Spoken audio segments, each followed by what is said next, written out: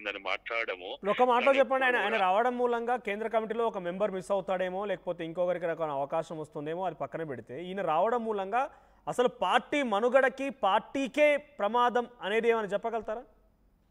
అట్లేముండదు. అట్లెప్పుడు ఎవరి వల్ల కూడా అదే ఇంతకుముందు చెప్పింది, పార్టీ వ్యవస్థాపకులైనటువంటి కొండపల్లి సీతారామయ్య సత్యమూర్తి. కానీ ఈయన వచ్చిన విధానం వేరు కదా, కొన్ని లేఖలు రాసుకొచ్చారు, నిరాయుధంగా వెళ్తామన్నారు, కొందరు మరణాలకి ఈయనే కారణమయ్యారు రకంగా చర్చలు జరుగుతున్నాయి.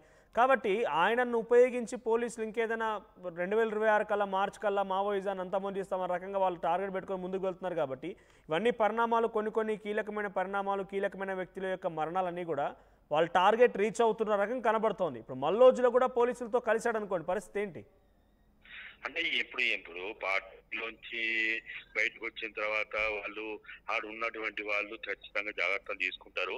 ఈయన సంబంధించిన ఏవైతే సమాచారం ఇవ్వగలిగే అవకాశాలన్నీ ఏవేవైతుంటే వాటన్నిటిని ఖచ్చితంగా ఎవరైనా కానీ, మామూలు దళ కమాండరు, దళ సభ్యుడు, ఒక కోరియరు, ఒక ఏ బాధ్యతలో ఉన్న వారు సరెండర్ అయినప్పుడు కూడా దానికి సంబంధించిన జాగ్రత్తలు తీసుకుంటారు. మరి ఇటువంటి ఒక సిఆర్బి సెక్రటరీగా ఇంతకాలం పనిచేసినటువంటి ఆయన ఈ విధంగా పోలీసులు చెంత చేరినప్పుడు ఖచ్చితంగా పార్టీ తగిన జాగ్రత్తలు తీసుకోవాలి. కొన్ని ఒడిదుడుకులు ఎదుర్కోకనే తప్పదంటారు.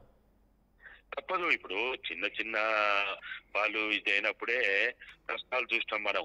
ఇప్పుడు మనం చూస్తాం కదా, ఆదిరెడ్డి, సంతోష్, శీలం నరేష్ వాళ్ళనే ఎవరైతే డెన్ కీపర్ నాడు గోవిందరెడ్డి పట్టించినప్పుడే తీవ్రమైన నష్టాలకు గురైతే దాని తర్వాత డెన్ కీపర్లు డెన్స్ ఎట్లా మెయింటైన్ చేయాలి, డెన్ కీపర్లను ఎట్లా పెట్టాలి, ఏ జాగ్రత్తలు తీసుకోవాలి, అట్లా ఒక్కొక్క నష్టం నుంచి కొన్ని అనుభవాలు, కొన్ని గుణపాఠాలు తీసుకుంటూ వస్తారు.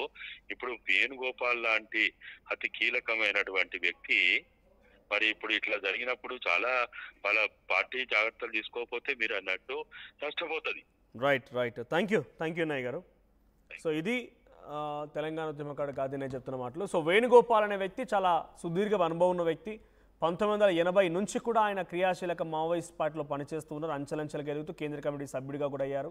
సో ఇప్పుడు అలాంటి వ్యక్తి పోలీస్ చేతులు లొంగిపోయాడనంటే కొంత పార్టీ కూడా ఒడిదుడుకులు ఎదుర్కోక తప్పదు.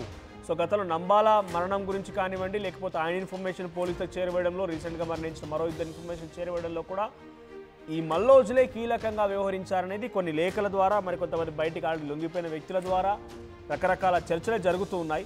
అటువంటి వ్యక్తి ఇప్పుడు మరి పోలీసు చేతులు లొంగిపోయారంటే డెఫినెట్గా మావోయిస్ట్ పార్టీ మనుగడకే ఒక మనుగడ కాకపోయినా లేకుంటే కొంత ప్రమాదం ఎదుర్కోక తప్పదని మాత్రం చాలా క్లియర్గా చెప్పొచ్చు. చూద్దాం మరి ఏం జరుగుతుందో. సో మావోయిస్ట్ పార్టీ అంతమొందిస్తాం, మావోయిజం లేకుండా చేస్తామన్నటువంటి బీజేపీ కేంద్ర ప్రభుత్వం యొక్క మాట ఇప్పుడు టార్గెట్ని రీచ్ అయిపోయిందా? మీ అభిప్రాయం ఏంటి? కామెంట్ చేయండి. ఈ తరుగు కన్నా ఎక్కువ